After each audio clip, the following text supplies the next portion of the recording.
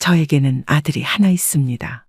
결혼한 지 몇 년이 지났고, 이제는 아이도 2명이나 있습니다. 결혼 전까지만 해도 아들과 저는 꽤 가까운 사이였어요.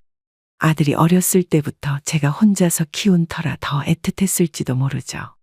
그래서 결혼을 했을 때도 마음 한편으로는 아쉬웠지만 새로운 가정을 꾸리는 아들이 대견하기도 했습니다. 그런데 요즘 들어 아들에 대한 서운한 감정이 자꾸만 커져서 견디기 어려운 날들이 많아졌습니다.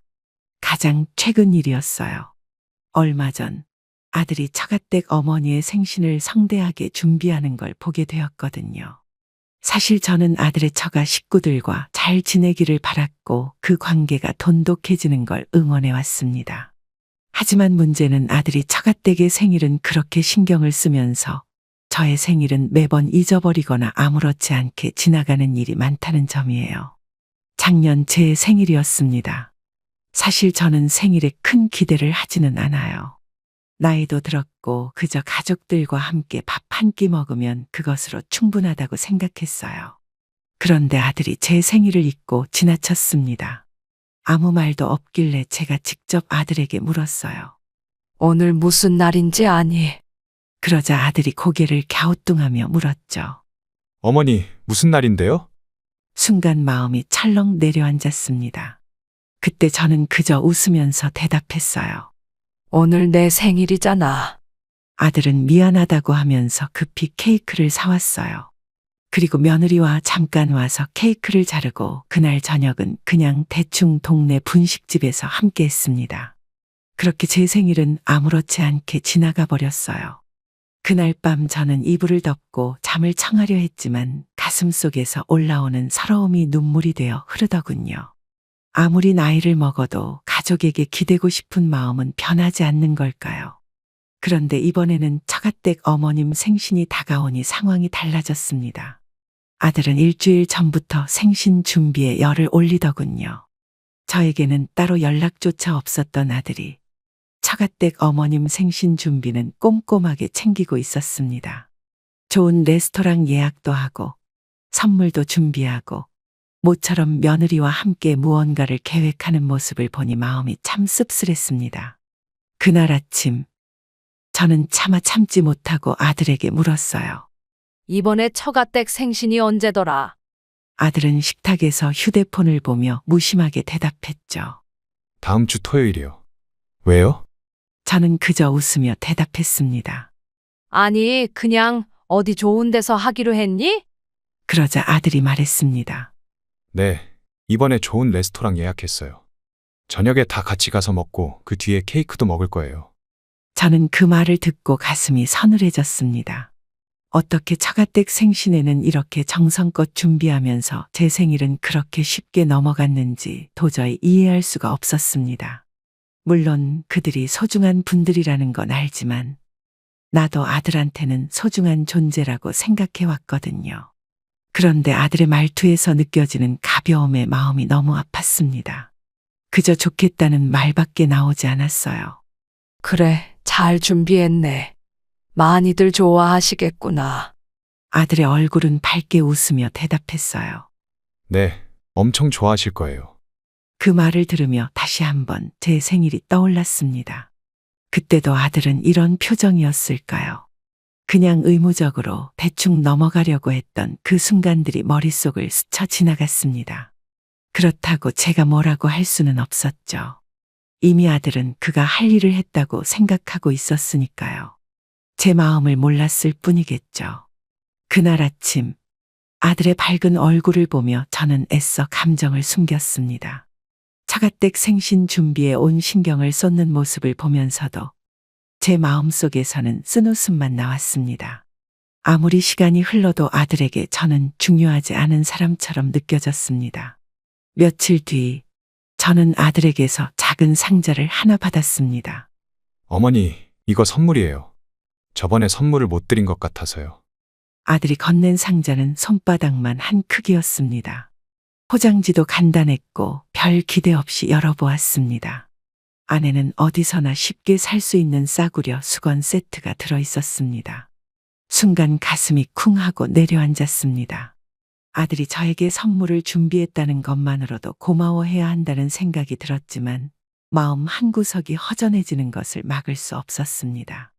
몇 달 전 처가댁 어머니 생신 때 아들이 큰 쇼핑백을 들고 나서는 모습을 봤을 때와는 너무나도 달랐기 때문입니다. 고맙구나. 저는 최대한 자연스러운 목소리로 말했다. 하지만 마음속에서는 자꾸 비교하게 됐습니다. 이번에 처가댁 선물로 뭐 준비했니? 조심스럽게 물었습니다. 이번에는 지갑 샀어요. 좀 비싸긴 했는데 어머니께서 오래 쓰실 거예요. 아들의 목소리는 자랑스러웠습니다. 처가댁 어머니에게 준다는 지갑은 꽤 비싼 브랜드였던 걸로 기억합니다. 그 비싼 선물을 사면서 저에게는 이런 수건을 건네는 아들의 모습이 너무나 낯설었습니다. 저는 다시 한번 미소를 지으며 말했죠.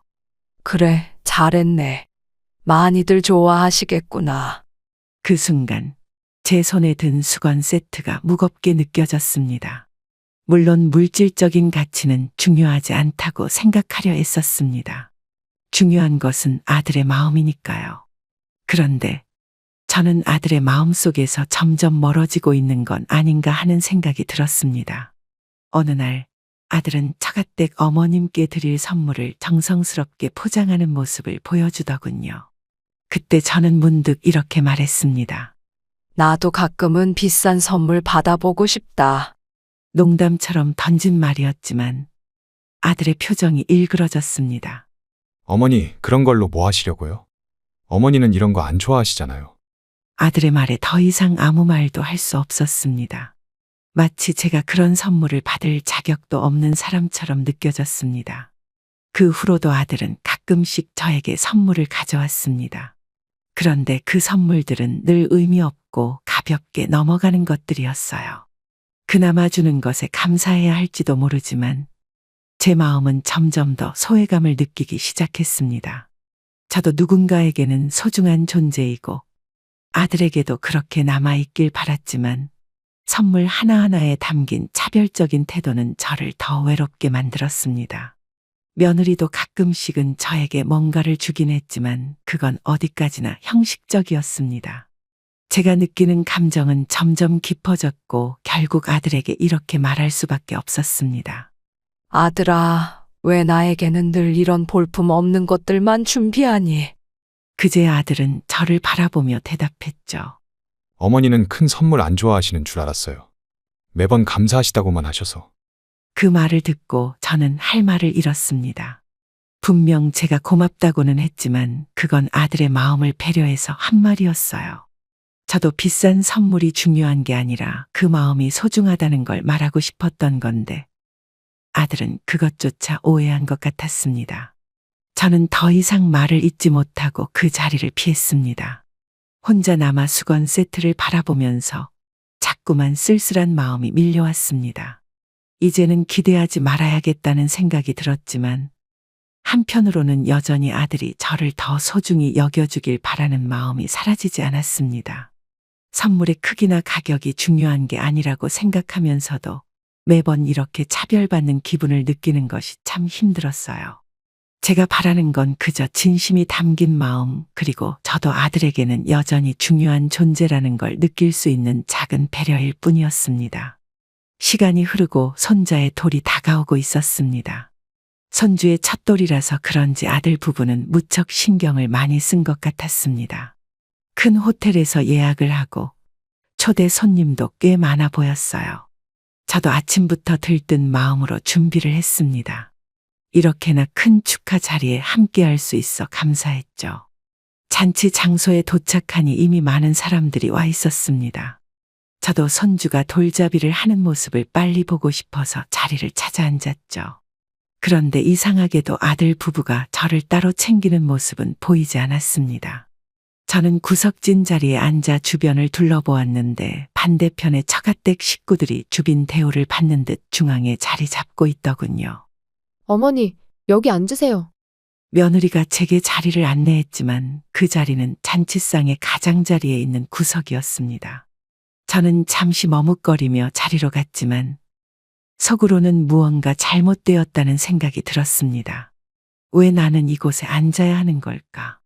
아들의 어머니로서 이 특별한 날에 나도 중요한 사람일 텐데 왜 이렇게 소외된 느낌이 드는 걸까요?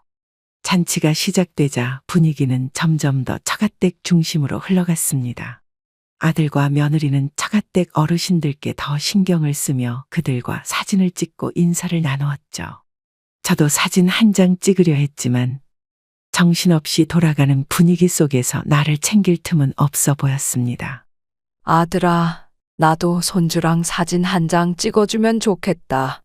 저는 조용히 말했지만 아들은 멀리서 들리지 않는다는 듯 바쁘게 움직였죠. 처가댁 가족들과 계속 대화를 나누며 그들과 함께하는 시간을 더 중요하게 여기는 것처럼 보였습니다. 잠시 후 돌잡이가 시작되었습니다. 모두가 중앙으로 모여들었고 저는 여전히 구석에 앉아 있었습니다. 다른 사람들은 가까이서 손주의 첫 돌잡이를 지켜보며 환호를 보내고 있었지만 저는 그저 멀리서 지켜볼 수밖에 없었습니다. 손주가 무엇을 잡았는지조차 제대로 보지 못했었죠. 잔치가 끝나고 사람들은 하나둘씩 돌아가기 시작했습니다. 저도 자리를 뜨려는 찰나 아들이 다가왔습니다. 어머니, 오늘 와주셔서 감사해요. 그래, 나야 당연히 와야지. 그런데 나도 손주랑 사진 좀 찍었으면 좋았을 텐데. 그러자 아들은 그제야 머리를 극적이며 말했다. 아, 죄송해요. 오늘 너무 정신없어서. 지금 찍어드릴게요.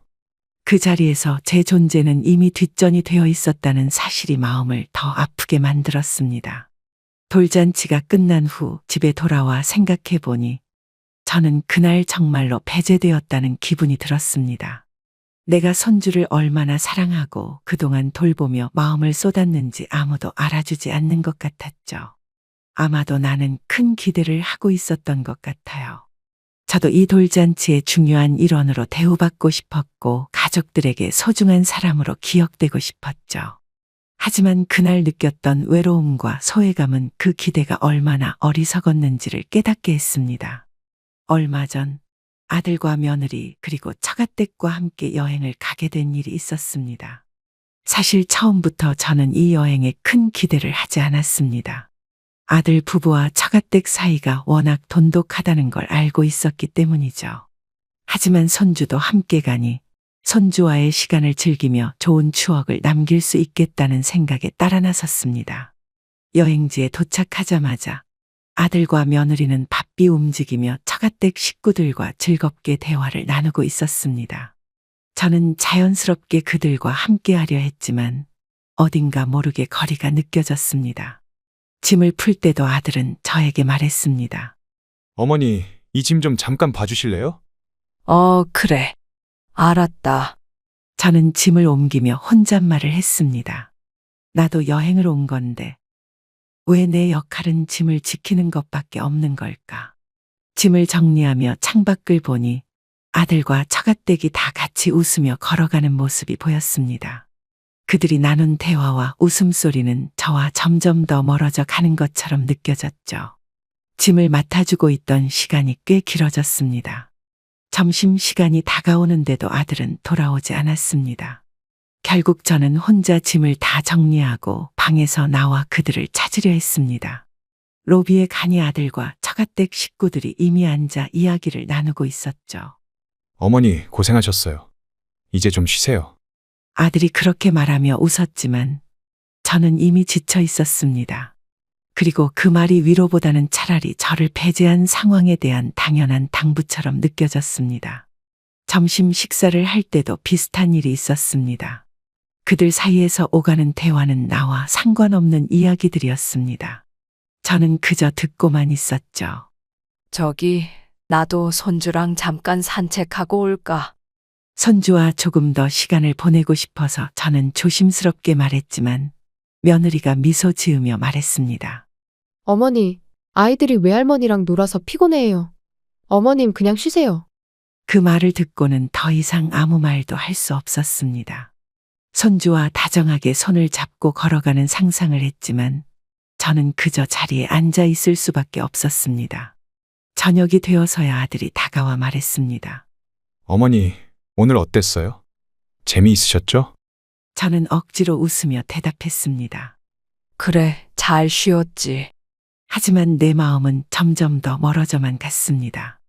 이 여행이 내가 함께 있는 여행이 아니라 그들만의 여행이라는 느낌이 강하게 들었죠. 가족으로서 함께하는 순간이 아니라 저는 그저 짐을 맡기고 뒤에서 바라보는 사람처럼 느껴졌습니다.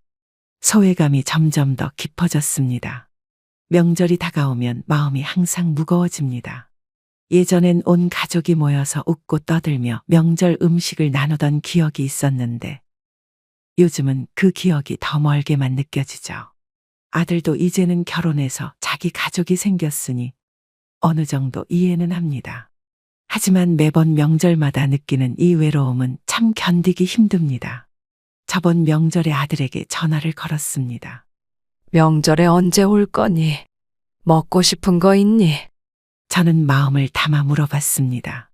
이번엔 손주도 같이 오면 좋겠다고 생각했거든요. 아들은 잠시 머뭇거리더니 대답했죠. 어머니, 이번에도 처가댁에 먼저 가야 할 것 같아요.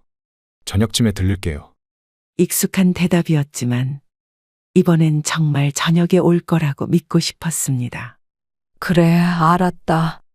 늦지 않게 와라. 저는 힘겹게 웃으며 전화를 끊었습니다. 명절 당일 새벽부터 부엌에 나가 음식을 준비했습니다. 전을 부치고 나물도 무치면서 아들과 손주들이 올 시간을 기다렸습니다. 하지만 시간이 지날수록 기대감은 점점 불안으로 바뀌었습니다. 몇 시간 뒤 저녁이 되어도 아들은 오지 않았습니다. 아들의 전화를 기다리며 차려놓은 음식은 점점 식어갔고 저는 덩그러니 식탁에 앉아 있었습니다. 조금 더 기다리다가 아들에게 전화를 걸어봤습니다. 어디쯤 오고 있니? 그저 차분한 목소리로 물었지만 속으로는 애가 타고 있었습니다. 그러나 아들의 말을 듣고 저는 힘이 쭉 빠졌습니다. 어머니, 오늘은 좀 힘들 것 같아요. 내일쯤 들를게요. 그 순간 마음속에 있던 작은 기대마저 무너져 내렸습니다. 내일이라니. 어쩌면 그 내일도 오지 않을 거란 걸 저는 알고 있었죠. 그래, 내일 오거라.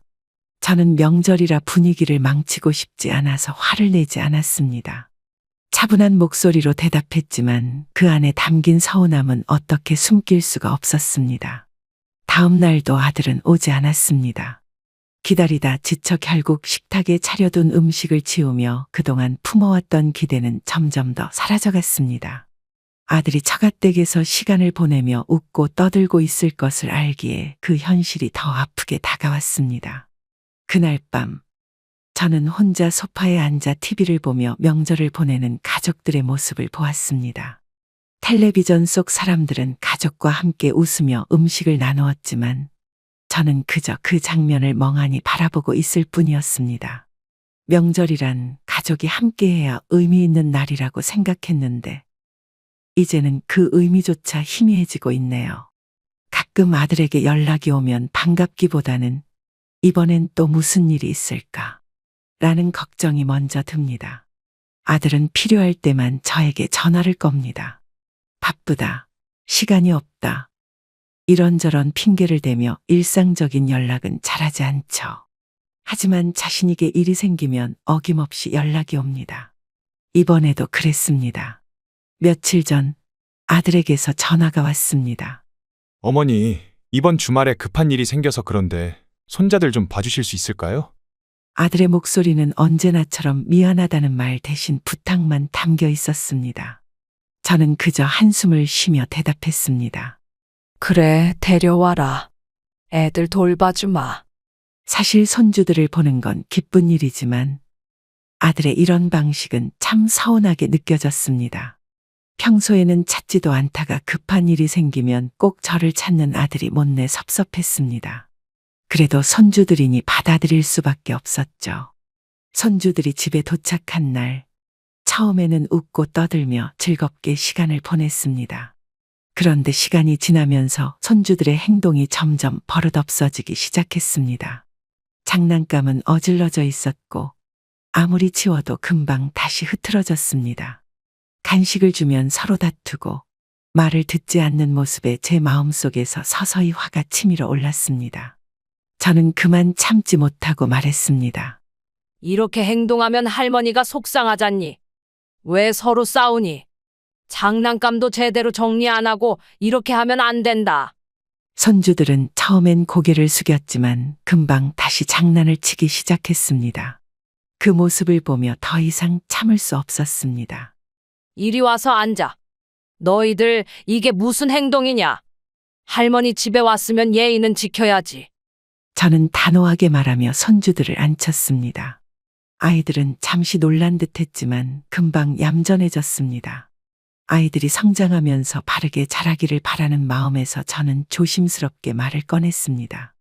아들아, 손주들 교육에 대해 한마디만 하자.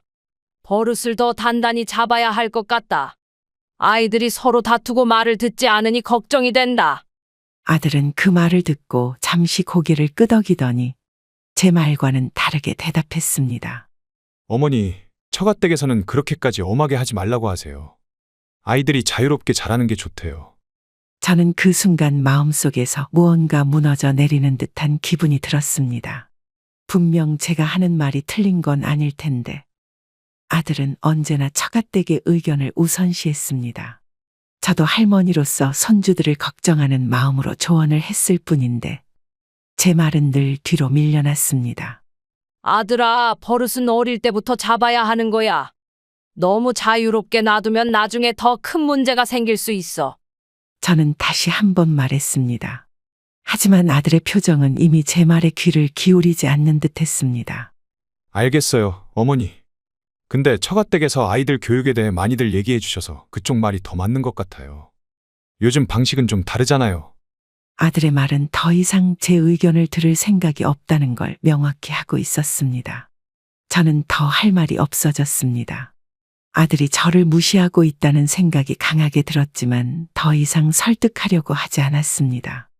제 의견은 중요하지 않다는 듯한 아들의 태도에 가슴이 아팠습니다. 한때는 제 말을 믿고 따르던 아이가 이제는 처가댁의 말만을 중요하게 여기는 모습에 서운함이 깊어졌습니다. 그날 밤 저는 혼자 앉아 여러 가지 생각을 했습니다. 예전에는 제가 이 가정에서 중요한 역할을 했다고 생각했는데 이제는 저희 자리가 점점 사라지고 있다는 느낌이 들었습니다.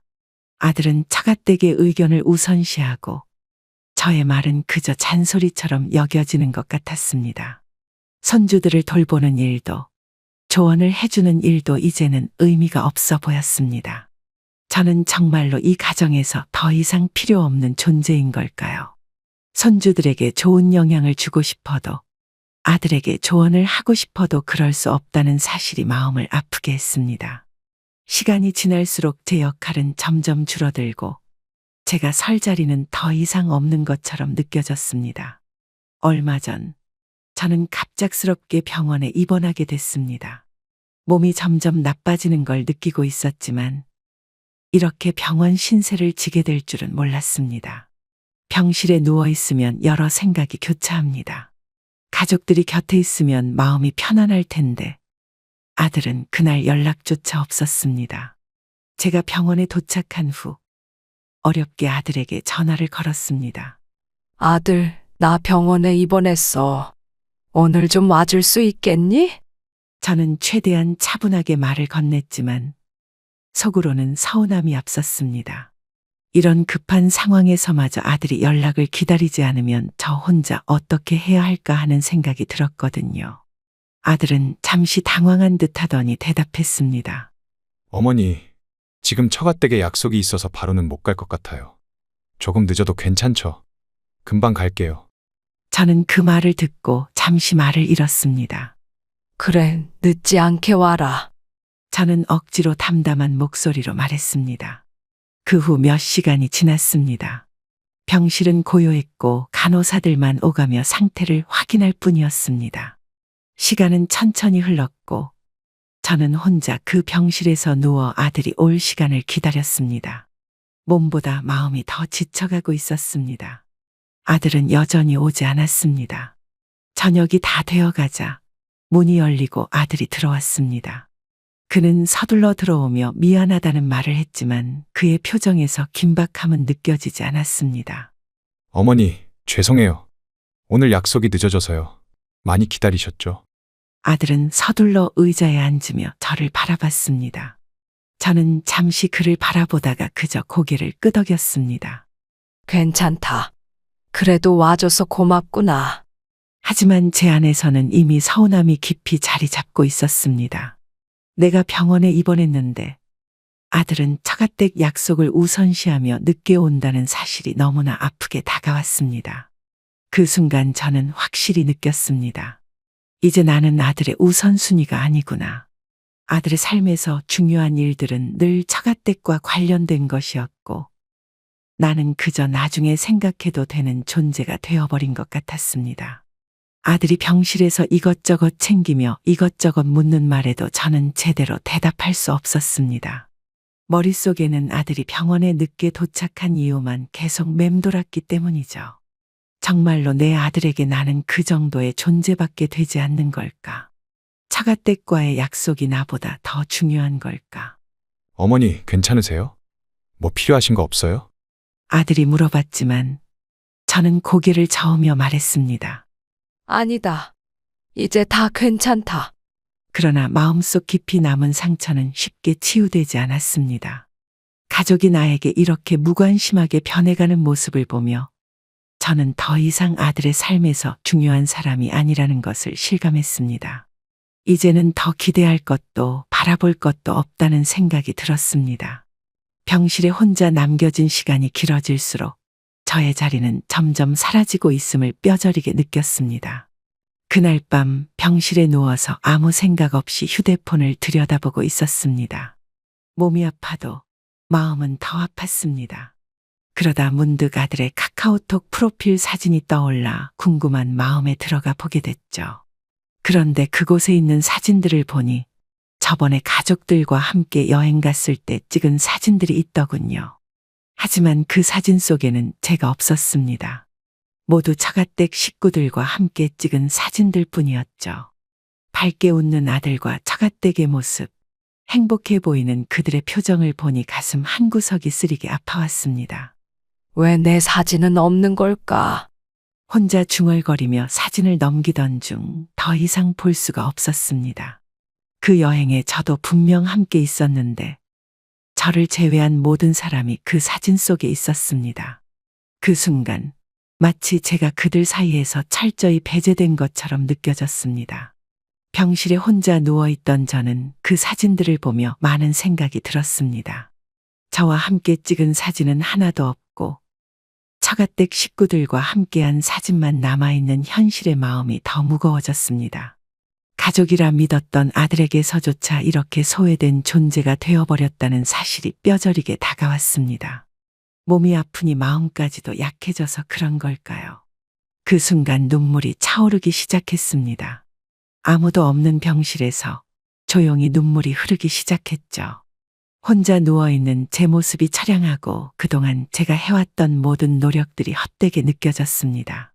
내가 왜 이렇게까지 외롭게 살아야 할까? 스스로에게 묻고 싶었지만 답을 찾을 수 없었습니다. 저를 제외한 가족 사진 속에서 제가 사라진 것처럼 제 존재가 그들에게 점점 사라지고 있다는 생각만 들었습니다. 결국 저는 병실에서 북받치는 감정을 참지 못한 채 깊은 한숨을 내쉬며 조용히 눈물을 흘렸습니다. 그렇게 퇴원을 하고 얼마 지나지 않아 아들이 찾아왔습니다. 아들은 처음부터 무언가 할 말이 있는 듯 불편한 기색을 보이며 자리에 앉았습니다. 어머니, 드릴 말씀이 있어요. 아들의 진지한 목소리에 저도 자세를 고쳐 앉았습니다. 무슨 일일까 싶어 조용히 그의 말을 기다렸습니다. 처가댁에서 사업을 확장하려고 하는데 자금이 조금 부족하대요. 그래서 말인데 어머니가 유산 중 일부를 미리 주실 수 있나 해서요. 순간 머리가 멍해졌습니다. 유산이라니, 내가 아직 살아있는데 왜 유산 이야기를 하는 걸까? 더군다나 그 돈을 처가댁 사업 자금에 쓰겠다는 말은 너무나 충격적이었습니다. 유산을 미리 달라고. 저는 침착하게 물었지만 마음속에서는 수많은 감정이 한꺼번에 올라오고 있었습니다. 네, 처가댁에서 이번 기회를 놓치면 안 된다고 해서요. 어머니가 도와주시면 좋은 기회가 될 것 같아서요. 아들은 마치 그게 당연한 것처럼 말했습니다. 저는 한동안 말없이 아들을 바라봤습니다.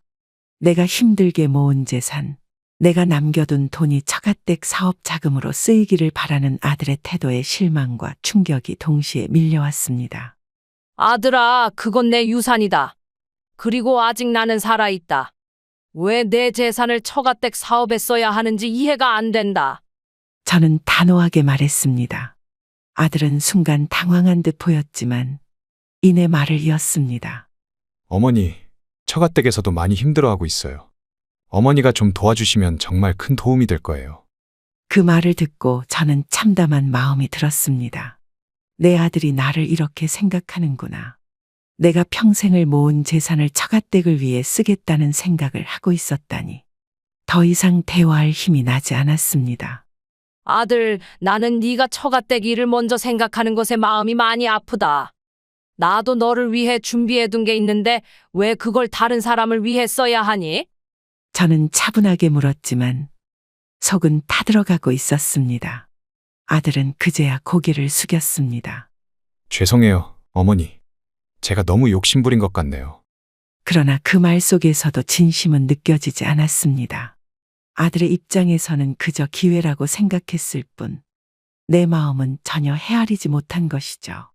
저는 더 이상 아무 말도 하지 않았습니다. 그날 이후 저는 아들이 더 이상 저를 가족으로 생각하지 않는다는 생각이 점점 확고해졌습니다. 그저 필요할 때만 저를 찾고 제 의견과 감정은 무시된 채 처가댁의 요구를 우선시하는 아들의 모습을 보며 저의 역할이 이제는 없다고 느끼게 되었습니다. 유산 이야기를 꺼낸 아들의 태도에 깊은 상처를 받았고 이제는 그 상처가 쉽게 아물지 않을 것 같습니다. 얼마 전 아들에게서 들은 이야기가 제 마음을 무겁게 만들었습니다. 아들은 처가댁에서 큰 돈이 필요하다는 이야기를 듣고 흔쾌히 돈을 내주었다고 자랑스레 말하더군요. 그 말을 듣는 순간 저는 가슴 한편이 쓰리게 아파왔습니다. 아들이 처가댁을 돕는 것이야 이해할 수 있지만 저에게는 전혀 그런 도움을 주지 않으면서 기꺼이 큰 돈을 내주는 모습에 깊은 상처를 받았습니다. 아마 제가 유산을 물려주지 않겠다고 하니 아들이 질투심을 유발하도록 일부러 말한 것 같았습니다. 아들은 저와 대화를 나누는 동안에도 그 일이 얼마나 자랑스러운지 계속해서 얘기했습니다. 어머니, 이번에 처가댁에 자금이 필요하다고 해서 도와줬어요. 사업 확장하는 데 중요한 돈이라길래 그냥 주는 게 맞겠다고 생각했어요. 그 말이 참 무겁게 다가왔습니다. 저는 잠시 말을 잃고 아들을 바라봤습니다. 그런 돈을 기꺼이 내주면서도 저에게는 단 한 번도 경제적인 도움을 주겠다는 말을 들은 적이 없었거든요. 그저 말없이 생활을 꾸려가고 있을 뿐이었는데 아들의 이런 모습이 저를 더욱 외롭게 만들었습니다. 아들아, 처가댁을 돕는 건 이해하지만 너는 나한테는 왜 한 번도 도움을 줄 생각을 안 하니? 아들은 잠시 머뭇거리더니 어색한 웃음을 지으며 대답했습니다. 어머니는 혼자서도 잘 지내시잖아요. 따로 필요하신 건 없는 줄 알았어요. 그 말에 저는 서운함이 더 커졌습니다. 혼자서도 잘 지낸다고 생각하는 아들의 태도가 저를 더 외롭게 만들었습니다. 물론 저는 아들에게 기대고 싶지 않아서 열심히 살아왔지만 그렇다고 해서 이렇게 아무것도 바라지 않는 사람으로 여겨질 줄은 몰랐습니다. 너는 내가 잘 지낸다고 생각했구나. 하지만 나도 어려울 때가 많았고 네가 나에게 한 번이라도 손을 내밀어 줬다면 고마웠을 거다. 저는 차분하게 말했습니다. 아들은 고개를 숙이며 대답했습니다. 죄송해요, 어머니. 제가 너무 처가댁 일에만 신경 썼던 것 같아요. 그 말 속에서도 진심은 쉽게 느껴지지 않았습니다. 아들의 태도는 단순한 사과보다도 여전히 처가댁에 우선순위가 있다는 걸 확인하게 해주는 듯했습니다. 그 후로도 아들은 저에게 돈을 주겠다는 말은 하지 않았습니다. 그저 그 상황에서 잠시 미안해하는 표정을 지었을 뿐이었죠. 저는 그날 이후 아들에게 경제적으로도 차별받고 있다는 사실을 더 강하게 느꼈습니다. 아들이 처가댁에 큰 돈을 기꺼이 내주는 모습을 보면서 저는 그저 뒤로 밀려난 가족이 되어버린 것 같았습니다. 내 아들이지만 이제는 더 이상 내 곁에 있지 않다는 사실이 더욱 선명하게 느껴졌습니다. 제가 아들에게 유산을 물려주지 않겠다고 말한 후 아들은 며칠이 지나서야 저에게 연락을 해왔습니다. 그때까지 저는 아들이 어떤 반응을 보일지 생각했지만 뒤늦게 사과의 말을 꺼낼 줄은 몰랐습니다. 어머니, 정말 죄송해요. 제가 잘못했어요. 다시 생각해 주시면 안 될까요? 아들은 마치 진심인 듯한 목소리로 말했지만 저는 그 사과가 전혀 진심으로 들리지 않았습니다. 저는 아들의 말에 잠시 침묵했습니다. 마음속에서는 이미 오래전부터 깨달았던 사실이 떠오르고 있었습니다. 아들은 그저 유산을 잃을까봐 후회하는 척하고 있는 것뿐이었죠. 진심으로 나를 생각해서 하는 사과는 아니었습니다. 그저 자신의 이익을 위해 하는 말일 뿐이라는 걸 느꼈습니다. 이제 와서 사과를 한다고 해서 내가 너를 다시 믿을 수 있을 것 같니? 어머니, 제발 한 번만 더 기회를 주세요. 제가 처가댁만 너무 신경 쓴 건 맞지만 이제는 달라질게요. 그 순간 저는 더 이상 이런 가식적인 대화를 이어나갈 필요가 없다는 결심을 하게 되었습니다. 나는 이제 더 이상 네가 하는 말에 신경 쓰지 않으려고 한다. 너에게 더 이상 물려줄 재산은 없다. 그리고 너와의 관계도 이제 끝내려고 한다. 아들은 놀란 얼굴로 저를 바라보았습니다. 어머니, 정말 그러실 거예요? 가족인데 이렇게까지 하실 필요는 없잖아요. 그 말에 저는 오히려 마음이 더 확고해졌습니다. 가족이라면 네가 나를 이토록 무시하지 않았을 거다. 나는 이제 너에게 더 이상 기대할 것도 바라볼 것도 없다. 이제 너와의 관계는 여기서 끝이다.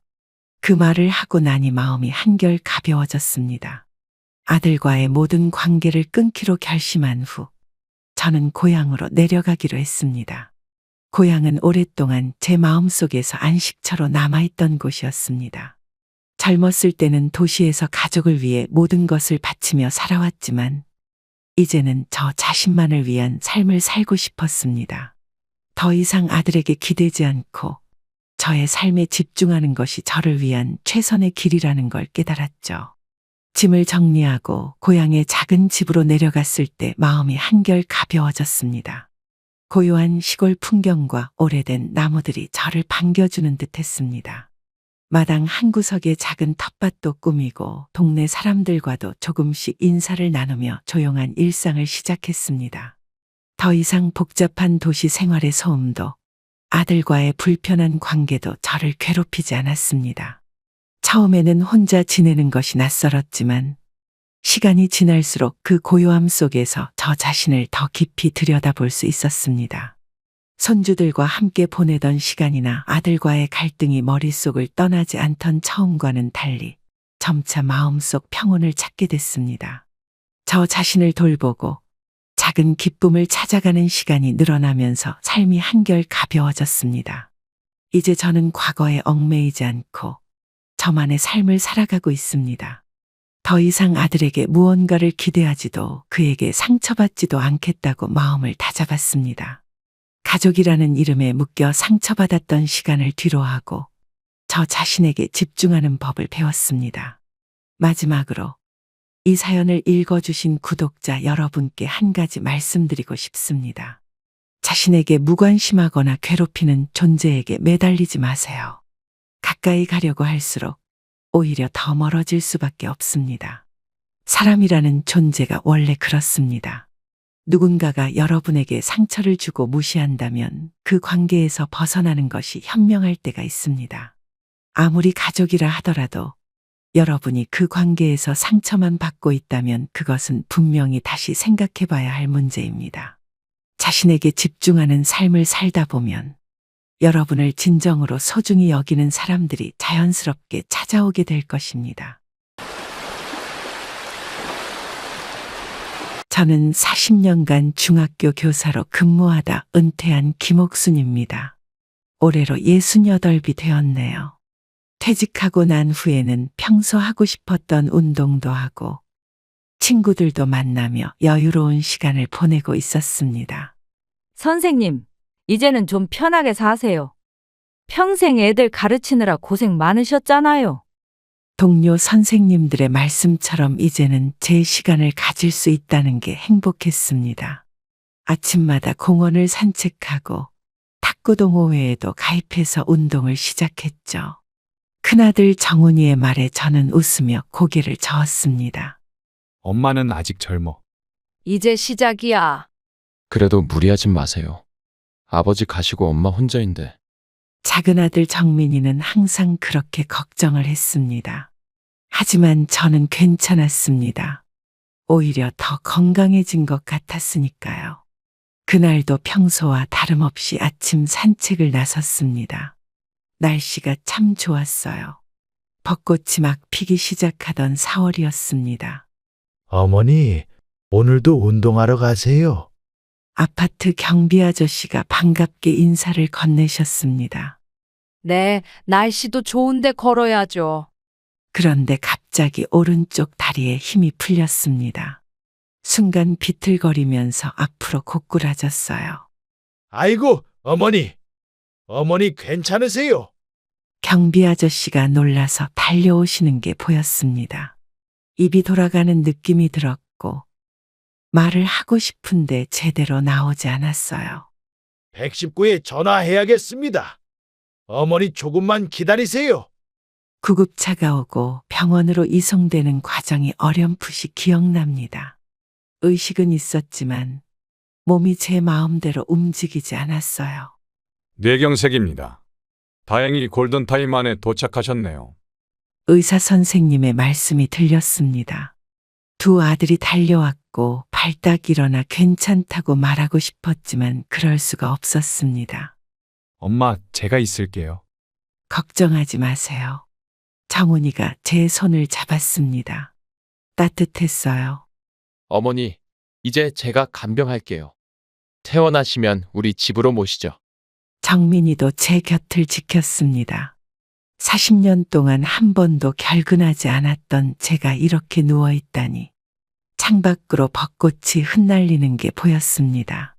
매년 봄이면 학생들과 함께 보던 벚꽃인데 이번엔 병실 창가에 누워서 보게 되었네요. 선생님, 어디가 불편하세요? 간호사가 들어와 체크를 하고 나갔습니다. 말하고 싶은데 말이 잘 나오지 않았어요. 그저 눈빛으로 고맙다는 인사를 전할 뿐이었습니다.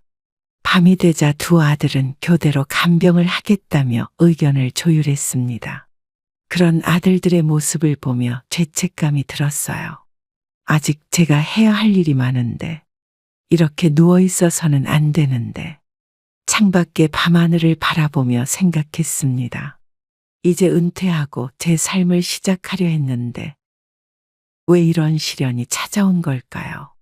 하지만 저는 곧 일어날 수 있을 거라 믿었습니다. 40년 교직 생활도 해냈는데, 이 정도쯤이야. 병원에 입원한 지 일주일이 지났습니다. 두 아들은 각자의 생활이 있어서 교대로 병간호를 하고 있었어요. 큰아들 정훈이는 보험 설계사로 일하면서 매일 아침 출근 전에 들러 아침을 챙겨주었습니다. 작은 아들 정민이는 고깃집을 운영하느라 주로 저녁에 왔죠. 엄마, 오늘은 죽 가져왔어. 정훈아, 너는 출근해야지. 고객님들한테 아침에 약속 없다고 말씀드렸어요. 그래도 장사가 먼저지. 정훈이는 매일 아침 일찍 와서 저를 씻기고 식사를 챙겨주었어요. 점심때는 간병인이 돌봐주시고 저녁이면 정민이가 왔습니다. 어머니, 오늘은 일찍 가게 문 닫고 왔어요. 장사는 어떠니? 요즘은 경기가 안 좋아서 좀 힘들죠. 정민이의 목소리에서 피곤함이 묻어났습니다. 저는 두 아들이 서로 다른 길을 가는 것이 마음에 걸렸어요.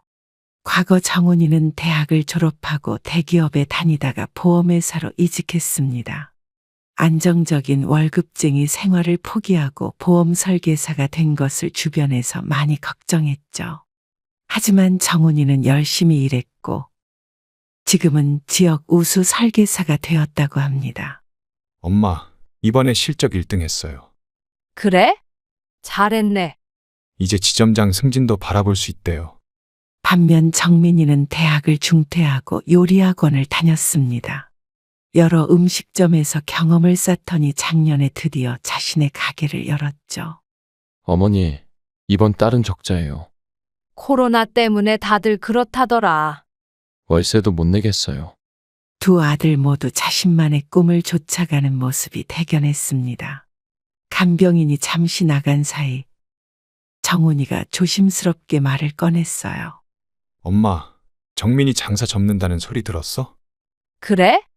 고깃집이 요새 안 된대요. 네 동생 일에 신경 쓰지 마라. 정민이도 형에 대한 걱정이 있는 듯 했습니다. 어머니, 형님 보험일이 잘 안 된대요.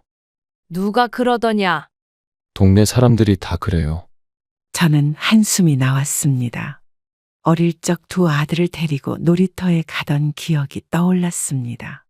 정훈이는 항상 그네를 타겠다고 했고 정민이는 미끄럼틀만 고집했죠. 지금도 그때처럼 서로 다른 길을 가고 있네요. 엄마, 내일은 제가 아침 일찍 올게요. 알았다. 이제 가봐라. 어머니, 저도 이만 가볼게요. 그래, 조심히 가. 문득 남편이 보고 싶어졌습니다. 살아계셨다면 두 아들의 앞날을 어떻게 이끌어 주셨을까요? 하지만 지금은 제가 이 자리에서 할 수 있는 게 없었습니다. 다만 두 아들 모두 각자의 자리에서 최선을 다하고 있다는 걸 알기에 그것만으로도 감사했어요. 간호사가 링거를 갈아주러 들어왔습니다. 창밖으로 노을이 지고 있었어요. 병원에 입원한 지 한 달이 지난 어느 날이었습니다. 두 아들이 평소와 다르게 들떠 보이는 표정으로 병실에 들어왔어요. 저는 그때까지만 해도 제가 20년 전에 사두었던 강원도 땅이 개발지구로 지정된 사실을 몰랐습니다. 엄마, 큰일 났어요. 무슨 일이니? 강원도 그 땅 말이에요. 20년 전에 산 그 땅? 개발지구로 지정됐대요. 시세가 20억이래요. 순간 저도 모르게 숨이 멈칫했습니다. 20년 전 남편과 함께 노후를 위해 3천만 원을 모아 샀던 그 땅이었어요. 당시에는 쓸모없는 땅이라며 주변에서 많이들 말렸죠. 정훈이가 휴대폰으로 뉴스 기사를 보여주었습니다. 강원도 개발 계획이 확정되었다는 내용이었어요. 어머니, 있겠어요. 두 아들의 눈빛이 달라졌습니다. 마치 복권에 당첨된 것처럼 들뜬 모습이었죠. 저는 문득 남편 생각이 났습니다. 그 땅을 살 때 남편은 우리 노후를 위해서 라고 했었죠. 엄마, 이제 호강하시겠어요. 돈 걱정 없이 사시겠네요. 간호사가 회진 시간을 알리러 들어왔습니다. 두 아들은 아쉬운 듯 자리에서 일어났어요. 내일 다시 올게요, 엄마. 어머니, 저도 내일 일찍 올게요. 병실 문이 닫히고 혼자가 되자 복잡한 마음이 들었습니다. 창밖으로 보이는 도시의 풍경이 갑자기 낯설게 느껴졌어요. 간호사가 약을 가져다 주며 말을 건넸습니다. 아드님들이 참 효자셔요. 아이고, 아닙니다. 저는 쓴웃음이 났습니다. 두 아들의 달라진 눈빛이 마음에 걸렸어요. 밤이 되어 병실이 조용해졌습니다. 옆 침대의 할머니는 가족이 없어 늘 혼자였죠. 김 선생님은 좋으시겠어요. 아들들이 이렇게 잘 돌봐주시고. 그냥 그래요. 저는 할머니의 말씀에 애매하게 대답했습니다. 창밖의 달빛이 병실 바닥에 길게 드리워졌어요. 문득 땅 문서가 어디 있는지 생각이 났습니다. 집 서랍 어딘가에 보관해 두었던 것 같은데. 다음 날 아침 정훈이가 일찍 찾아왔습니다. 엄마, 땅 문서는 어디 있어요? 그걸 왜 찾니? 등기부등본이랑 확인해봐야 할 것 같아서요. 정민이도 점심때 들러서 같은 질문을 했어요. 사람의 욕심이란 게 참 무섭다는 생각이 들었습니다. 정훈이가 어제보다 더 일찍 병실을 찾아왔습니다.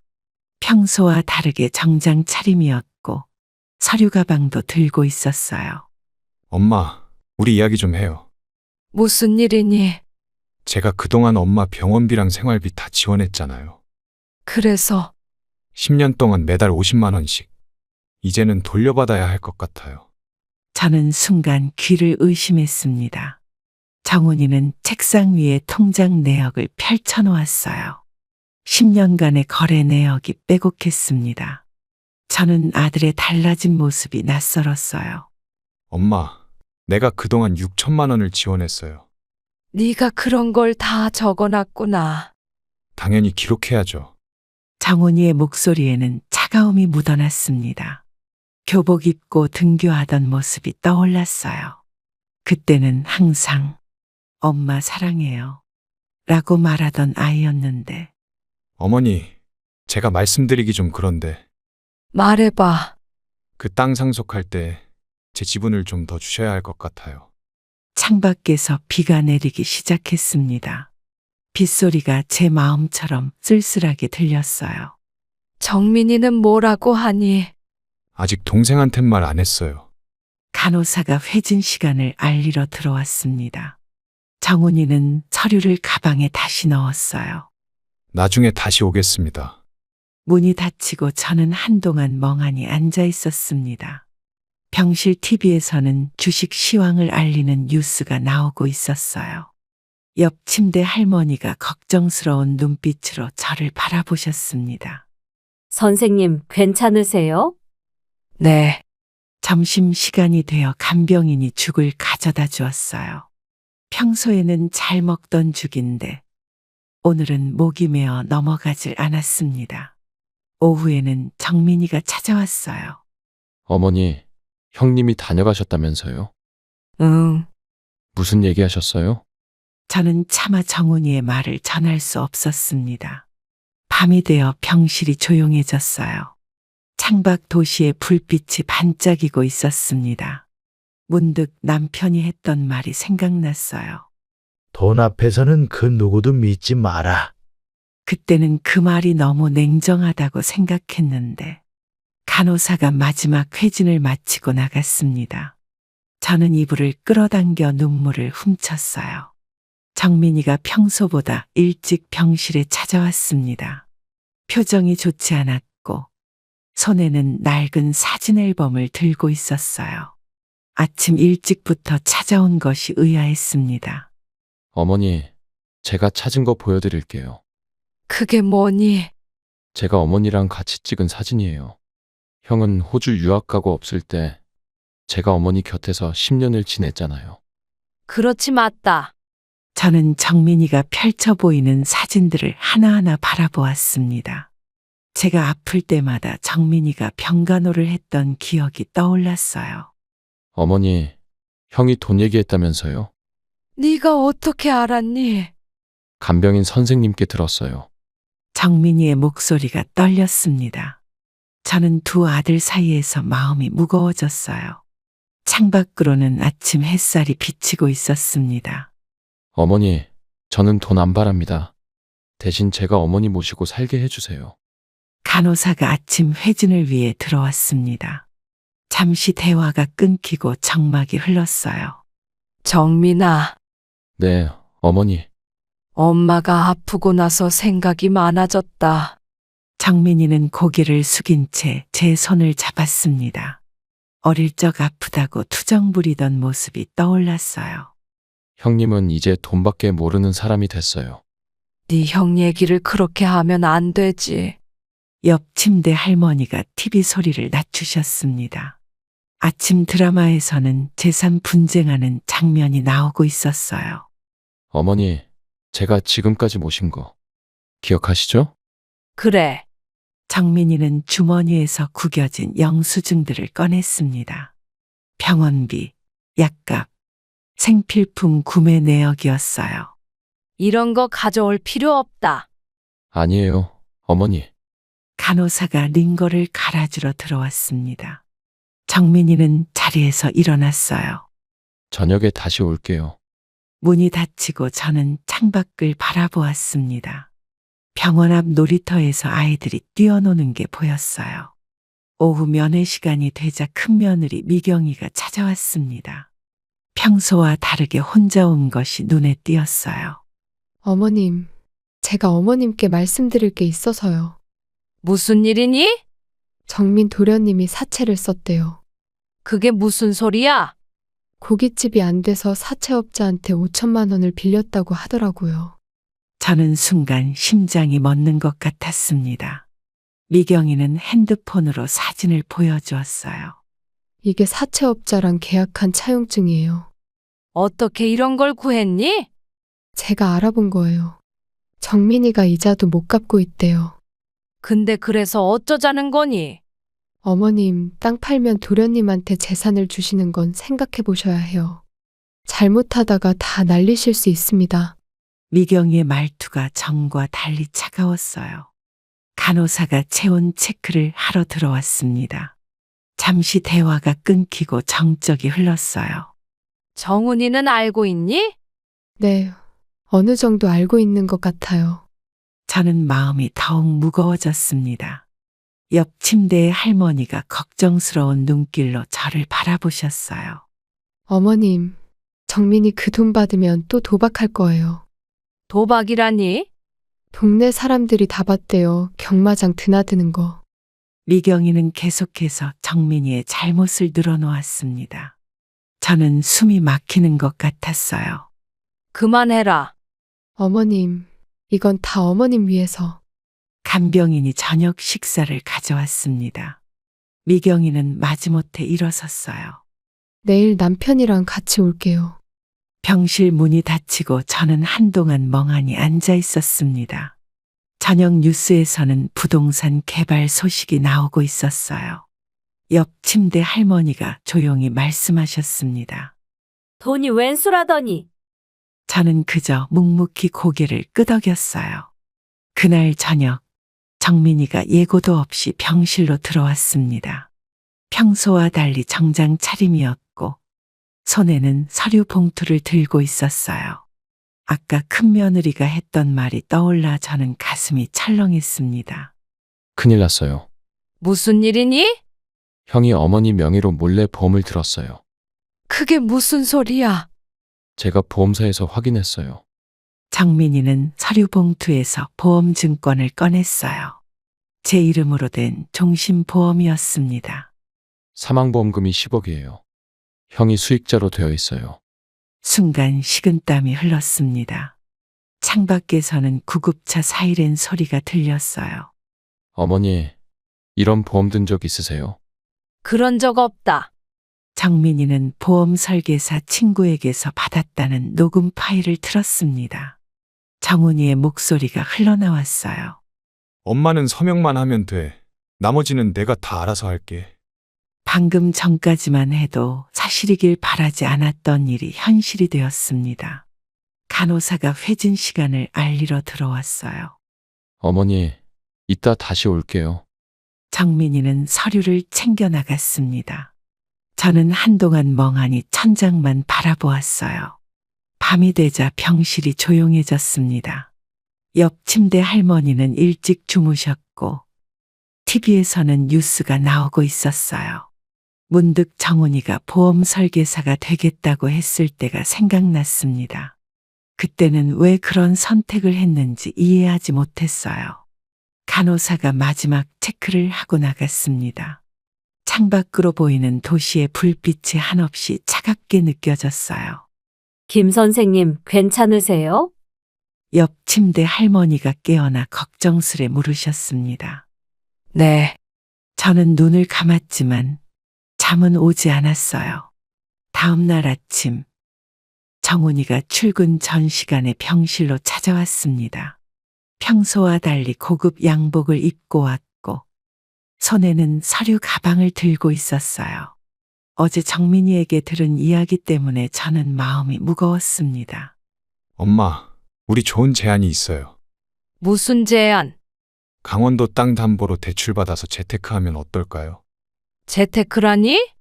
제가 알아본 곳이 있는데 연 수익률이 20%래요. 저는 순간 말문이 막혔습니다. 간호사가 아침 회진을 하러 들어왔어요. 잠시 대화가 중단되고 정막이 흘렀습니다. 엄마, 지금이 기회예요. 그 돈으로 뭐 하게?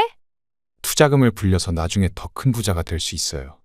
저는 정훈이의 욕심이 무서워졌어요. 창밖으로 아침 햇살이 비치고 있었습니다. 돈은 있는 게 좋잖아요. 그만해라. 엄마, 왜 이렇게 고지식하세요? 간병인이 아침 식사를 가져왔습니다. 정훈이는 시계를 보더니 자리에서 일어났어요. 제가 알아본 서류 여기 두고 갈게요. 가져가라. 병실 문이 닫히고 저는 한숨이 나왔습니다. 옆 침대 할머니가 조용히 말씀하셨어요. 돈 때문에 자식들 저렇게 변하는 거 많이 봤어요. 저는 할머니의 말씀에 가만히 고개를 끄덕였습니다. 창밖으로 등교하는 학생들이 보였어요. 제가 가르쳤던 제자들이 떠올랐습니다.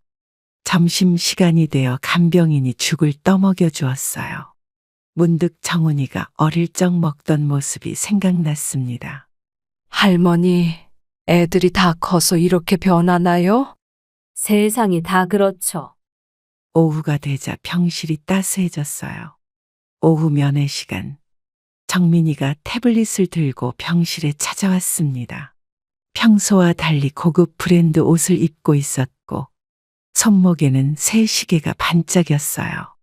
태블릿으로 강남의 고급 아파트 사진을 보여주기 시작했습니다. 어머니, 이 아파트 어떠세요? 이게 뭔데? 땅 팔아서 이런 데로 이사 가시면 좋잖아요. 얼만데 그게? 분양가가 15억이에요. 저는 순간 어지러움이 몰려왔습니다. 정민이는 계속해서 호화로운 생활을 그려냈어요. 골프도 배우시고 여행도 다니시고. 네가 지금 무슨 소리를 하는 거니? 어머니, 이제는 좀 행복하게 사셔야죠. 간호사가 링거를 갈러 들어왔습니다. 정민이는 잠시 말을 멈추고 기다렸어요. 정민아, 엄마한테 그런 거 필요 없다. 어머니는 왜 이렇게 욕심이 없으세요? 창문 밖으로 까치가 날아가는 게 보였습니다. 정민이는 계속해서 화려한 미래를 설명했어요. 간병인이 저녁 식사를 가져왔습니다. 어머니, 제 말씀 한 번만 들어보세요. 가봐라. 정민이는 아쉬운 표정으로 자리에서 일어났어요. TV에서는 부동산 광고가 나오고 있었어요. 저는 리모컨으로 TV를 껐습니다. 밤이 되자 병실이 조용해졌어요. 오늘은 아침부터 두 아들이 함께 병실에 찾아왔습니다. 정훈이는 평소처럼 정장 차림이었고 정민이는 캐주얼한 옷을 입고 있었어요. 저는 두 아들이 함께 오니 반갑기도 했지만 왠지 불안한 마음이 들었습니다. 어머니, 제가 이제부터 간병하겠습니다. 형님, 무슨 소리예요? 내가 장남이니까 당연히 내가 해야지. 형님은 바쁘잖아요. 제가 할게요. 정훈이의 표정이 굳어졌습니다. 정민아, 니는 장사해야지. 어머니, 제가 가게 접었어요. 순간 병실 안에 정적이 흘렀어요. 간호사가 체온 체크를 하러 들어왔습니다. 두 아들은 잠시 말을 멈추었다가 간호사가 나가자마자 다시 언성을 높였어요. 내가 간병하면서 재산 관리도 하는 게 맞아. 형님, 그러니까 돈 때문이군요? 저는 두 아들의 다툼을 지켜보며 마음이 아팠습니다. 창밖에는 비가 내리기 시작했어요. 둘 다 나가봐라. 어머니, 간병인이 조심스럽게 병실 문을 열었습니다. 저기요. 옆방 할머니께서 소란스럽다고 하세요. 두 아들은 마지못해 자리에서 일어났어요. 내일 다시 오겠습니다. 저도 내일 올게요. 병실 문이 닫히고 정막이 찾아왔습니다. 간병인이 걱정스러운 표정으로 저를 바라보았어요. 선생님, 너무 속상해하지 마세요. 저는 말없이 고개를 끄덕였습니다. 창밖에 빗줄기가 점점 굵어졌어요. 점심시간이 되어 죽이 나왔지만 도통 입맛이 없었습니다. 새벽 5시, 평소와 다르게 정훈이가 일찍 병실에 찾아왔습니다. 뭔가 수상한 낌새를 느꼈지만 저는 아무렇지 않은 척했어요. 간병인도 출근하기 전이라 병실은 조용했습니다. 엄마, 이제 다른 병원으로 모시려고요. 무슨 소리야? 강남에 있는 요양병원인데 시설이 좋대요. 누가 그런 결정을 했니? 제가 알아서 하는 거예요. 저는 순간 온몸에 힘이 빠졌습니다. 간호사가 수뇌를 돌다가 병실 안을 들여다보았어요. 지금 면회 시간이 아닌데요? 죄송합니다. 잠깐 들렀어요. 정훈이의 주머니에서 핸드폰이 울렸습니다. 정훈아, 나가봐라. 엄마, 제 말씀 좀. 그때 정민이가 급하게 병실 문을 열고 들어왔어요. 형님, 이게 무슨 짓이에요? 너는 어떻게 알고 왔어? 간호사 선생님이 연락해 주셨어요. 두 아들은 병실 안에서 언성을 높이기 시작했습니다. 복도에서 다른 환자들이 쳐다보고 있었어요. 둘 다 나가. 저의 단호한 목소리에 두 아들은 멈칫했습니다. 아침 회진을 하러 의사가 들어왔어요. 정훈이는 구급차를 취소하는 전화를 했고 정민이는 한숨을 내쉬었습니다. 내일은 이런 일 없도록 해주세요. 담당 의사 선생님의 말씀에 두 아들은 고개를 숙였어요. 해가 떠오르며 병실이 밝아졌습니다. 정민이가 서류 봉투를 들고 오후 면회 시간에 찾아왔습니다. 평소와 달리 표정이 심각해 보였고 눈빛에는 분노가 서려 있었어요. 은행에서 받아온 거래 내역서를 꺼내 제게 보여주었습니다. 어머니, 형이 이런 짓을 했네요. 그게 뭐니? 어머니 통장에서 돈을 빼갔어요. 얼마를? 지난 3개월 동안 5천만 원이요. 저는 순간 눈앞이 캄캄해졌습니다. 간호사가 링거를 갈아주러 들어왔어요. 정민이는 잠시 말을 멈추고 기다렸습니다. 형이 어머니 도장도 위조했더라고요. 그럴 리가 없다. 간호사가 나가자 정민이는 다시 말을 이어갔어요. 거래 내역서에는 정훈이의 계좌로 송금된 기록이 찍혀 있었습니다. 이걸로 고소하면 되겠네요. 정민아, 창밖으로 까치 한 마리가 날아갔어요. 저는 한숨을 내쉬며 정민이를 바라보았습니다. 어머니, 이대로 두면 안 돼요. 네 형 얘기부터 들어보자. 정민이는 화가 난 듯 자리에서 벌떡 일어났어요. 복도에서 발걸음 소리가 들렸습니다. 정훈이가 병실 문을 열고 들어왔어요. 뭐야, 정민이 네가 여기 있었어? 형, 이거 설명해 보시죠. 정훈이의 얼굴이 창백해졌습니다. 저는 두 아들 사이에서 눈물이 맺혔어요. 재활 치료를 받은 지 3주 만에 저는 점점 회복돼 가고 있었습니다. 마침 두 아들이 동시에 병실을 찾아왔어요. 서로를 바라보는 두 아들의 눈빛이 심상치 않았습니다. 어머니, 이제 좀 괜찮으세요? 이제 말씀도 잘하시네요. 그래, 이제 괜찮다. 정훈이가 먼저 입을 열었습니다. 어머니, 정민이가 도박으로 빚을 졌대요. 형님, 그럼 형은 어머니 통장에서 돈 빼간 건 어떻게 설명할 거예요? 병실 안에 무거운 정적이 흘렀어요. 간호사가 회진 차트를 들고 들어왔습니다. 두 아들은 잠시 입을 다물었어요. 둘 다 할 말 있으면 해봐라. 어머니, 제가 먼저 말씀드릴게요. 아니요, 제가 먼저요. 순간 두 아들이 동시에 말을 시작했습니다.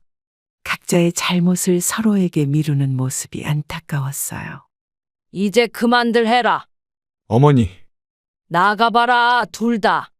두 아들은 고개를 숙이고 병실을 나갔어요. 갑자기 의사 선생님이 오늘 제 상태가 좋지 않다고 말씀하셨습니다. 아침부터 밥도 먹지 않고 창밖만 하염없이 바라보고 있었어요. 두 아들의 다툼을 지켜보며 점점 제 마음도 병들어가고 있었습니다. 선생님, 식사 안 하시면 안 돼요. 됐어요. 이러다 다시 아프세요. 간호사가 걱정스러운 눈빛으로 저를 바라보았습니다. 괜찮아요. 나가보세요. 점심때쯤 정훈이가 찾아왔어요. 엄마, 왜 밥도 안 드세요? 먹기 싫어. 이러시면 어떡해요? 정훈이는 답답한 듯 한숨을 내쉬었습니다. 오후에는 정민이가 왔어요. 어머니, 제발 밥 좀 드세요. 저는 말없이 고개를 저었습니다. 두 아들은 번갈아가며 병실을 찾아왔지만 저는 아무 말도 하지 않았어요. 간병인이 걱정스러운 표정으로 의사를 불렀습니다. 우울증 증세가 있으신 것 같네요. 약을 드려야 할까요? 의사와 간호사의 대화가 들려왔어요. 저는 여전히 창밖만 바라보고 있었습니다. 햇살 좋은 날이었지만 제 마음은 어둠이 가득했어요. 김 선생님, 상담 선생님을 모셔올까요? 간호사의 물음에 저는 고개를 저었습니다. 밤이 되자 병실은 조용해졌어요. 옆 침대 할머니는 일찍 주무셨고 TV에서는 뉴스가 나오고 있었습니다. 저는 이불을 머리끝까지 덮어버렸어요. 다음 날 아침 주치의가 일찍 회진을 왔습니다. 항우울제를 처방해 드리겠습니다. 문득 교직에 있을 때가 그리워졌습니다. 당시에는 이런 복잡한 일들이 없었는데 슬그머니 눈물이 흘러내렸어요. 아침 일찍 정훈이가 급하게 병실로 들어왔습니다. 손에는 신문을 들고 있었고 얼굴이 하얗게 질려 있었어요. 뉴스를 보여주며 떨리는 목소리로 말을 꺼냈습니다. 엄마, 강원도 개발 계획이 무산됐대요. 그게 무슨 소리야? 환경단체 반대로 전면 백지화됐대요. 땅값은? 3분의 1로 폭락했다네요. 저는 오히려 마음이 편해졌습니다. 정민이도 얼마 지나지 않아 병실로 들어왔어요. 어머니, 뉴스 보셨어요? 방금 네 형한테 들었다. 이제 어쩌죠? 두 아들의 표정이 어두웠습니다. 간호사가 혈압 체크를 하러 들어왔어요. 잠시 정적이 흐르고 두 아들은 서로를 노려보았습니다. 다 형님 때문이에요. 왜 내 탓이야? 간호사가 조용히 해달라고 손짓했습니다. 창밖에는 비가 내리기 시작했어요. 이제 그만들 해라. 어머니, 저는 두 아들을 물끄러미 바라보았습니다. 돈 때문에 이렇게까지 변해버린 아들들이 낯설었어요. 옆 침대 할머니가 TV 소리를 낮추셨습니다. 김 선생님, 오히려 잘 된 거 아니에요? 할머니의 말씀에 저는 고개를 끄덕였어요. 점심시간이 되어 간병인이 식사를 가져왔습니다. 두 아들은 각자의 핸드폰만 들여다보고 있었어요. 오늘 아침 간호사가 두 아들이 각각 다른 부동산 중개인을 데려왔다고 알려주었습니다. 정훈이는 오전에, 정민이는 오후에 몰래 부동산 중개인과 만났다고 해요. 땅값이 더 내리기 전에 두 아들은 제 땅을 하루빨리 팔 계획이었습니다. 어머니, 제가 아는 부동산이 좋은 매수자를 찾았어요. 누구랑 상의했니? 그냥 제가 알아서. 혼자 결정하면 안 되지. 정훈이는 눈치를 보며 중개인을 데리고 나갔어요. 점심 무렵에는 정민이가 다른 부동산과 함께 왔습니다. 어머니, 이분이 땅 살 사람을 소개시켜 준대요. 네 형은 알고 있니? 형님은 관계없어요. 창밖에서는 매미 소리가 들려왔어요. 간호사가 회진 시간을 알리러 들어왔습니다. 면회객 분들은 잠시 나가주세요. 두 번째 부동산도 아쉬운 발걸음을 돌렸어요. 저는 한숨이 절로 나왔습니다. 옆 침대 할머니가 조용히 말씀하셨어요. 자식들이 저렇게 나서는 건 돈맛을 봤다는 거죠. 저는 고개를 끄덕이며 창밖을 바라보았습니다. 병원 앞 공원에서는 노인들이 바둑을 두고 있었어요. 점심 식사가 들어왔지만 도통 입맛이 없었습니다. 저녁 때는 두 아들이 또다시 찾아왔어요. 엄마, 이번에는 진짜 좋은 거래처예요. 어머니, 제가 소개하는 분이 더 조건이 좋아요. 결국 저는 두 아들을 모두 내보냈습니다. 오늘은 큰며느리 미경이가 혼자 찾아왔습니다. 평소와는 다르게 고급 정장 차림이었고 손에는 서류 가방을 들고 있었어요. 병실 창가에 앉아 조심스럽게 말을 꺼냈습니다. 어머님, 중요한 말씀 드릴 게 있어요. 무슨 일이니? 어머님 재산 관리를 제가 맡았으면 해요. 갑자기 그게 무슨 소리야? 남편도 동의한다고 했어요. 저는 순간 숨이 막히는 것 같았습니다. 간호사가 체온 체크를 하러 들어왔어요.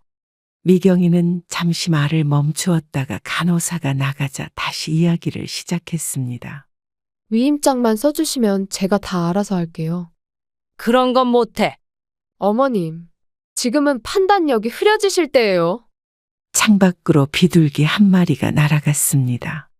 미경이는 서류 가방에서 위임장을 꺼냈어요. 여기 도장만 찍어주세요.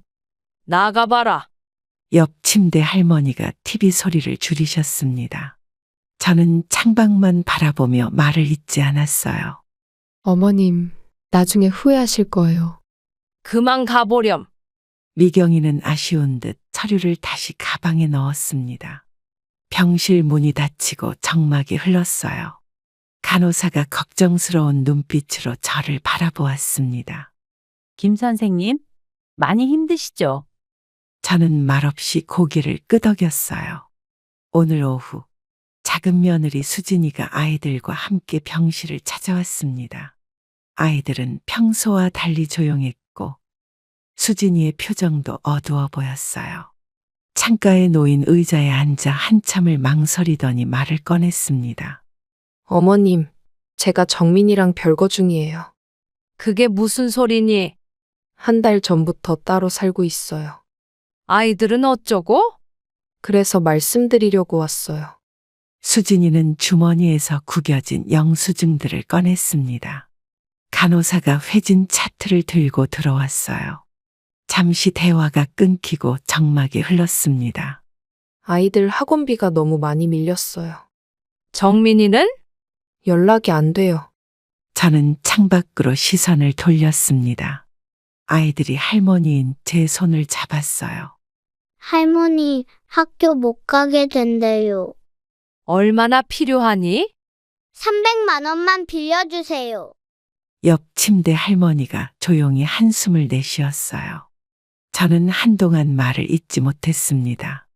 손주가 하는 말은 마치 며느리가 시킨 듯 했었죠. 수진이의 눈가에 눈물이 고였어요. 할머니, 저희 진짜 갈 데가 없어요. 알았다. 집에 가봐라. 아이들은 눈물을 훔치며 자리에서 일어났습니다. 병실 문이 닫히고 정막이 흘렀어요. 창밖으로 저녁 노을이 물들고 있었습니다. 오늘은 퇴원 예정일을 앞두고 있는 날입니다. 병실 창가에 앉아 지난 2달간의 일들을 돌이켜보고 있었어요. 마음 한켠이 무겁게 짓눌리는 듯한 기분이 들었습니다. 선생님, 내일이면 퇴원이시네요? 그러게요. 두 아드님이 데리러 오신대요? 저는 간호사의 말에 쓴웃음이 났어요. 두 아들은 오늘도 아침부터 재산 문제로 다투고 있었습니다. 엄마, 퇴원하시면 우리 집으로 가셔야죠. 아니요. 어머니는 제가 모실 거예요. 창밖으로 비가 내리기 시작했어요. 두 아들의 목소리가 점점 커져갔습니다. 간호사가 조용히 해달라고 부탁했어요. 저는 문득 40년 교직 생활이 떠올랐습니다. 수많은 제자들을 가르치면서도 정작 내 자식들은 제대로 가르치지 못했나 봐요. 옆 침대 할머니가 저를 걱정스럽게 바라보셨습니다. 선생님, 마음이 많이 아프시죠? 이제는 무덤덤해요. 간병인이 점심 식사를 가져왔어요. 두 아들은 여전히 자신들의 주장만 펼치고 있었습니다. 내가 장남이니까 당연히 내가 모셔야지. 형은 돈밖에 모르잖아요. 저는 조용히 창밖을 바라보았어요. 병원 앞 공원에서 엄마가 아이의 손을 잡고 걸어가는 모습이 보였습니다. 문득 두 아들이 어렸을 때가 그리워졌어요. 오늘 아침 옆 침대 할머니가 소개해준 변호사가 병실을 찾아왔습니다. 평소 친하게 지내던 할머니의 아들이라고 했어요. 차분한 목소리로 제 이야기를 들어주었습니다.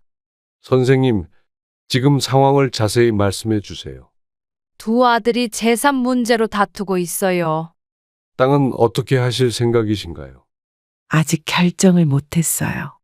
혹시 유언장 작성을 생각해 보셨나요? 저는 잠시 망설였습니다. 간호사가 회진 시간을 알리러 들어왔어요. 변호사는 잠시 말을 멈추고 기다렸습니다. 선생님, 제가 도움을 드릴 수 있을 것 같아요. 어떻게요? 공익적인 방법이 있습니다. 창밖으로 아침 햇살이 비치고 있었어요. 변호사는 서류 가방에서 자료를 꺼냈습니다. 장애인 복지시설에 기부하는 방법도 있어요. 그게 가능할까요? 네, 충분히 가능합니다. 저는 문득 마음이 가벼워지는 것을 느꼈어요. 변호사는 구체적인 절차를 설명해 주었습니다. 간병인이 점심 식사를 가져왔어요. 내일 다시 찾아뵙겠습니다. 감사합니다. 상담이 끝난 후 저는 오랜만에 마음이 편안해졌습니다. 마침내 제가 할 일을 찾은 것 같았어요. 변호사와 상담을 마치고 드디어 결심을 하게 되었습니다. 강원도 땅과 예금의 절반을 장애인 복지시설에 기부하기로 했습니다. 선생님, 정말 훌륭한 결정을 하셨네요. 이제야 마음이 편해졌어요. 절차는 제가 도와드리겠습니다. 서류를 펼쳐놓았어요. 얼마 지나지 않아 두 아들이 찾아왔어요. 엄마, 무슨 사람들이 다녀갔다면서요? 별일 아니다. 저는 아직 두 아들에게 말하고 싶지 않았습니다. 창밖으로 단풍이 물들기 시작한 나무가 보였어요. 40년간 교단에 서면서 늘 아이들을 위해 살았던 것처럼 이제는 더 많은 아이들을 위해 살고 싶었습니다. 다음 날 아침 두 아들이 다급한 발걸음으로 병실에 들어왔습니다. 변호사에게 연락을 받았다며 얼굴이 불그락푸르락했어요. 병실 문을 닫자마자 큰 소리가 터져 나왔습니다. 엄마, 이게 무슨 짓이에요? 어머니, 우리한테 한마디 상의도 없이 어떡해. 내 재산인데 왜? 그래도 자식들이 있잖아요. 재산 절반을 남한테 준다는 게 말이 돼요? 저는 침착하게 두 아들을 바라보았습니다. 간호사가 소란을 듣고 병실로 들어왔어요. 면회객 분들 목소리를 낮춰주세요. 정훈이는 주먹을 불끈 쥐었습니다. 이러면 안 됩니다. 무효로 해야 해요. 형님 말이 맞아요. 당장 취소하세요. 두 아들의 모습에서 더 이상 자식의 정을 찾을 수 없었습니다. 둘 다 나가. 어머니, 더 이상 볼 일 없다. 정훈이가 의자를 걷어차고 나갔어요. 정민이도 문을 쾅 닫고 사라졌습니다. 간호사가 물을 가져다 주었어요. 선생님, 너무 속상해하지 마세요. 저는 창밖만 바라보며 깊은 한숨을 내쉬었습니다. 옆 침대 할머니가 손을 잡아주셨어요.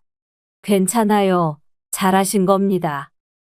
이틀이 지난 오늘 두 아들이 꽃바구니를 들고 찾아왔습니다.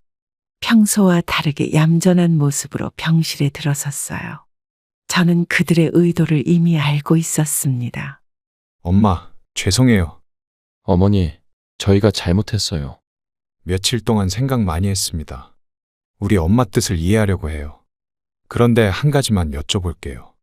저는 담담하게 그들을 바라보았습니다. 간호사가 혈압 체크를 하러 들어왔어요. 잠시 정적이 흐르고 두 아들은 서로 눈치를 보았습니다. 그 기부, 꼭 절반이어야 하나요? 3분의 1 정도면 안 될까요? 창밖에서 참새들이 지저귀고 있었어요. 저는 두 아들의 가식적인 태도가 더 서글펐습니다. 이제 그만 가보렴. 엄마, 우리 말 좀 더 들어보세요. 어머니, 저희도 할 말이 있어요. 간병인이 점심 식사를 들고 들어왔습니다. 두 아들은 마지못해 자리에서 일어났어요. 내일 다시 오겠습니다. 병실 문이 닫히고 정막이 흘렀습니다. 꽃바구니에서 달콤한 향기가 났지만 제 마음은 쓸쓸했어요. 옆 침대 할머니가 긴 한숨을 내쉬셨습니다. 자식들 때문에 속상하시죠? 저는 대답 대신 창밖만 바라보았어요. 오늘은 퇴원하는 날입니다. 두 아들이 아침 일찍부터 병실 앞에서 서성이고 있었어요. 저는 짐을 정리하며 마지막 결심을 굳혔습니다. 어머니, 우리 집으로 가시죠. 아니요. 제가 모시겠습니다. 엄마, 제발 한 번만 더 생각해 보세요. 어머니, 저희가 잘못했어요. 저는 두 아들을 물끄러미 바라보았습니다. 간호사가 퇴원 서류를 들고 들어왔어요. 잠시 정적이 흐르고 저는 결정을 전했습니다. 난 동네 경로당에서 지낼 거다. 엄마, 그게 무슨 말씀이세요? 어머니, 저희가 있는데 왜요? 창밖으로 단풍잎이 떨어지고 있었어요. 저는 침대 옆 가방을 들고 일어섰습니다. 이제 보내줄 시간이구나. 엄마, 어머니, 간병인이 휠체어를 가져왔어요. 두 아들은 발만 동동 구르며 서 있었습니다. 퇴원할 때까지 지켜봐 주신 옆 침대 할머니가 손을 잡아주셨어요. 김 선생님, 현명한 선택하셨어요. 저는 미소를 지으며 고개를 끄덕였습니다. 이제야 진정한 자유를 찾은 것 같아요. 복도를 지나 병원을 나서는 길, 가을 하늘이 유난히 높고 푸르렀습니다. 퇴원한 지 6개월이 지났습니다. 동네 뒷산 근처에 있는 작은 주말 농장을 임대해서 지내고 있어요. 매일 아침 일찍 일어나 상추와 고추를 가꾸는 일이 제 낙이 되었습니다. 봄이 되어 마늘과 감자를 심었고 여름에는 고추와 가지, 상추를 키웠어요. 가을이 오니 김장용 배추도 자라기 시작했습니다. 선생님, 오늘도 일찍 나오셨네요. 네, 아침 이슬 맞으면서 일하는 게 좋아요. 상추가 참 잘 자랐어요. 복지관에 보낼 반찬거리예요. 선생님은 늘 남을 위해 사시네요. 이웃들과 농사 이야기를 나누는 것이 일과가 되었어요. 휴대폰은 전원을 꺼두었습니다. 두 아들에게서 오는 전화나 문자를 받고 싶지 않았어요. 아들들은 연락 안 해요? 이제는 그럴 필요 없어요. 그래도 보고 싶지 않으세요? 마음이 더 편해졌어요. 그러시구나. 텃밭에서 나는 작은 수확물들로 장애인 복지관에 매주 반찬을 만들어 보냅니다. 상추, 쑥갓, 열무로 김치도 담그고 고추로 양념도 만들어요. 가끔 동네 슈퍼에 들르면 두 아들 이야기가 들려옵니다. 큰아들은 보험회사에서 승진했다는 소식, 작은아들은 식당을 새로 냈다는 이야기. 하지만 저는 더 이상 그들의 소식에 마음이 흔들리지 않아요. 이제는 제 삶을 찾아가는 중입니다. 선생님, 이번에는 김치 담그실 거예요. 네, 복지관 아이들이 좋아해요. 도와드릴 일 있으면 말씀하세요. 감사해요. 혼자서도 잘해요. 아침 일찍 텃밭에 나와 채소들을 돌보는 일이 제게는 가장 행복한 시간입니다. 이슬 맺힌 채소를 만지며 하루를 시작하면 마음이 평온해져요. 동네 어르신들과 수다를 떨고 복지관 아이들을 위해 반찬을 만드는 소소한 일상이 즐겁습니다. 더 이상 큰 욕심도 큰 근심도 없어요. 선생님, 오늘도 좋은 하루 보내세요. 네, 할머니도요. 이제는 더 이상 돈 때문에 다투는 자식들을 볼 일도 없고 재산 때문에 속상할 일도 없습니다. 오히려 재산의 절반을 기부하고 나니 마음이 한결 가벼워졌어요. 매일 아침 텃밭에서 만나는 새로운 희망이 저를 기다립니다. 이제 저는 그저 작은 텃밭을 가꾸는 평범한 할머니일 뿐이에요. 복지관 아이들이 제가 만든 반찬을 맛있게 먹었다는 이야기를 들을 때면 40년 교직 생활을 하며 느꼈던 그 보람이 다시 찾아옵니다. 어쩌면 이것이 제가 진정으로 원했던 삶인지도 모르겠어요. 돈과 재산에 얽매이지 않고 그저 소소한 일상의 기쁨을 누리는 평범한 삶. 이제는 더 이상 자식들 때문에 마음 아파할 필요도 없고 밤잠을 설칠 일도 없습니다. 그저 매일 아침 텃밭으로 향하는 발걸음이 가벼워요. 선생님, 내일은 같이 고추장 담그러 가요. 그래요. 함께 가시죠. 이렇게 하루하루를 살다 보면 언젠가는 자식들도 진정한 행복이 무엇인지 깨닫게 되지 않을까요? 저는 40년간 교단에 서면서 수많은 제자들을 만났고 그들과의 관계를 통해 많은 것을 배웠어요. 하지만 정작 가장 가까운 두 아들과의 관계는 지키지 못했습니다. 재산 문제로 변해버린 두 아들을 보며 참 많이 슬펐어요. 그래도 이제는 새로운 인연들을 만나고 있습니다. 매일 아침 텃밭에서 만나는 이웃들, 반찬을 받고 환하게 웃는 복지관 아이들. 새로운 관계는 이렇게 조금씩 자연스럽게 찾아오는 것 같아요. 살다 보면 누구나 한 번쯤은 사람에게 깊은 상처를 받습니다. 그것이 가족이라면 그 아픔은 더욱 클 거예요. 하지만 그 상처 때문에 모든 사람을 의심하고 멀리한다면 또 다른 행복을 놓치게 될 거라고 생각합니다. 제가 깨달은 건 관계는 서두르지 않아도 된다는 거예요. 봄이 오면 자연스럽게 새싹이 돋듯 좋은 인연도 때가 되면 찾아옵니다. 지금 여러분도 힘든 시간을 보내고 계신다면 너무 서두르지 마세요. 따뜻한 마음만 잃지 않는다면 분명 좋은 인연이 찾아올 거예요. 설령 인연이 찾아오지 않더라도 혼자만의 시간을 보내면서 자신과 친하게 지내시는 것도 좋습니다. 제 사연을 통해 여러분께서도 작은 위로와 희망을 얻으셨기를 바랍니다. 그럼 오늘도 행복한 하루 되세요. 감사합니다.